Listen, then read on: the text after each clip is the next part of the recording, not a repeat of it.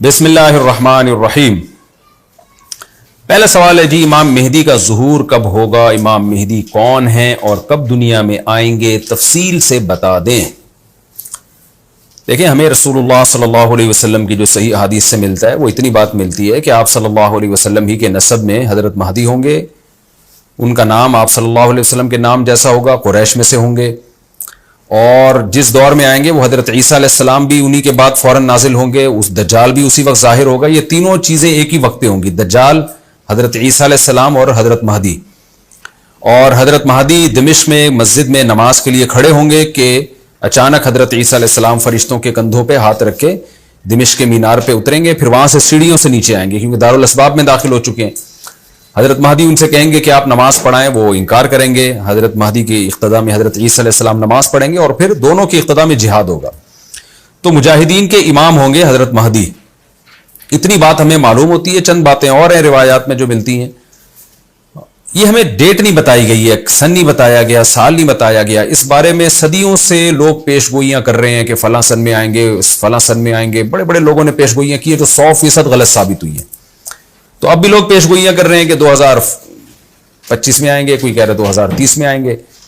تو گورنمنٹ کی طرف سے کوئی پابندی نہیں ہے، کوئی بھی کچھ بھی کہہ سکتا ہے۔ نبی صلی اللہ علیہ وسلم نے اس کو مبہم رکھا ہے، صحابہ نے مبہم رکھا، نہ صحابہ نے نبی سے تاریخ پوچھی، نہ مہینہ پوچھا، اور نہ نبی نے بتایا۔ اور ایسی چیزوں میں اسلام اس کو مجمل ہی رکھتا ہے، کیونکہ وہ مہینہ آتا اور اس مہینے میں کوئی بھی اٹھ کے مہدی کا دعویٰ کر دیتا تو کنفیوژن پیدا ہو جاتی نا۔ اس لیے ہمیں اس پر مبہم ایمان ضروری ہے، مجمل ایمان ضروری ہے۔ مبہم تو نہیں کہیں گے، مجمل۔ مجمل کا مطلب تفصیل ہمیں معلوم نہیں ہے، بس ہمیں پتہ ہے کہ ایک وقت آنے والا ہے قرب قیامت میں کہ حدیث میں آتا ہے خراسان سے ایک لشکر اٹھے گا اور اللہ اس کو فتح عطا فرمائیں گے۔ حدیث میں آتا ہے کہ مجاہدین لڑیں گے اور اتنی بڑی جنگ ہوگی کہ آپ صلی اللہ علیہ وسلم نے فرمایا کہ 1/3 مجاہدین اس میں جو لڑنے والے ہوں گے وہ شہید ہو جائیں گے، جو اس وقت کے سب سے افضل ترین شہداء ہوں گے، اور 1/3 مجاہدین وہ ہوں گے جو لڑائی کی شدت اور سختی کی وجہ سے میدان چھوڑ کے بھاگ جائیں گے۔ یہ وہ لوگ ہوں گے جن کی اللہ کبھی بھی توبہ قبول نہیں کرے گا، اور 1/3 ہوں گے جن کو اللہ دنیا پہ غلبہ عطا کرے گا، کفر پہ غلبہ عطا کرے گا۔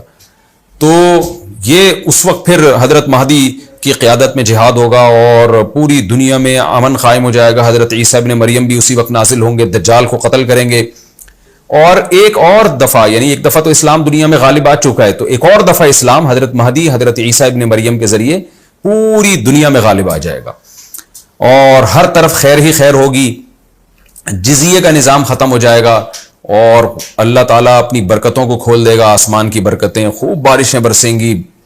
ایک روایت میں آتا ہے، ترمذی کی روایت ہے، اتنے بڑے بڑے انار پیدا ہوں گے کہ اس کے چھلکے کو لوگ سائبان کے طور پہ استعمال کریں گے، ایک ایک انگور کا دانہ کئی لوگ نچوڑ کے پیئیں گے، یعنی برکتیں اللہ کی طرف سے ایسی کھل جائیں گی، تو پوری دنیا میں امن ہوگا۔ تو یہ جو نبی صلی اللہ علیہ وسلم کی جو بعثت تھی نا، آپ صلی اللہ علیہ وسلم کی، وہ کیا تھی؟ قرآن میں آتا ہے لِيُظْهِرَهُ عَلَى الدِّينِ كُلِّهِ۔ آپ صلی اللہ علیہ وسلم کو دنیا میں اس لیے بھیجا گیا تاکہ آپ دین کو پوری دنیا میں غالب کر دیں۔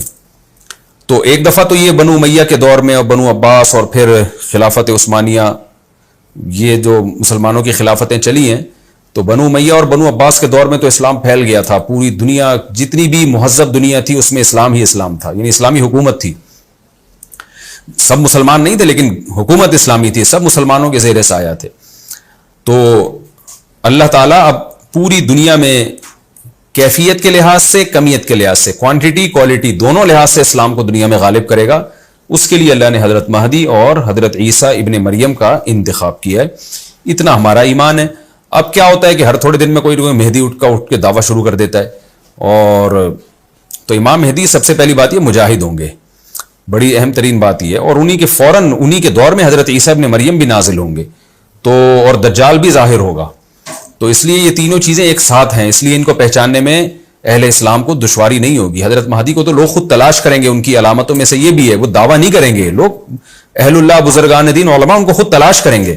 آج لوگ خود دعویٰ کر رہے ہوتے ہیں حضرت مہدی ہیں، میں حضرت مہدی ہوں، تو وہ دعویٰ جو کرے گا اس کا مطلب وہ تو ہو ہی نہیں سکتا۔ تو اس لیے ہمیں اس ٹاپک کو ختم کر دینا چاہیے اس سینس میں کہ اس سینس میں ختم کر دینا چاہیے کہ جو دعوے کر رہے ہیں نا کہ کل آ رہے ہیں، پرسوں آ رہے ہیں، فلاں سن میں آ رہے ہیں، اس سینس میں اس ٹاپک کو ہمیں ختم کر دینا چاہیے. ہاں جتنا احادیث میں ہے اس کو بیان کرنا چاہیے. اور جو لوگ بھی خلاف سنت ہوتے ہیں وہ تو حضرت مہدی ہو ہی نہیں سکتے. آج تو مہدی ہونے کا دعویٰ ایسے ایسے پاگل فضول قسم کے لوگ کر رہے ہیں جو انسان ہونے کا دعویٰ کرنے سے پہلے ان کو سوچنا چاہیے کہ ہم انسان کے بچے بھی ہیں کہ نہیں ہیں. اچھا یہ بھی انہوں نے پوچھا ہے کہ کیا امام مہدی نبی ہوں گے؟ امام مہدی نبی ہوں گے یا صحابی؟ اس بارے میں وضاحت فرما دیں. نہ وہ نبی ہوں گے نہ صحابی ہوں گے، کیونکہ صحابی تو وہ ہوتے ہیں جنہوں نے اسی زندگی میں آپ صلی اللہ علیہ وسلم کو ایمان کی حالت میں دیکھا ہو. حضرت مہدی اور نبی کا زمانہ تو صدیوں کا فاصلہ ہے اس کے درمیان. تو نہ تو نبی ہوں گے نہ صحابی ہوں گے، نیک ہوں گے، بزرگ ہوں گے. بس مہدی کا معنی ہدایت یافتہ، سیدھے راستے پر ہوں گے.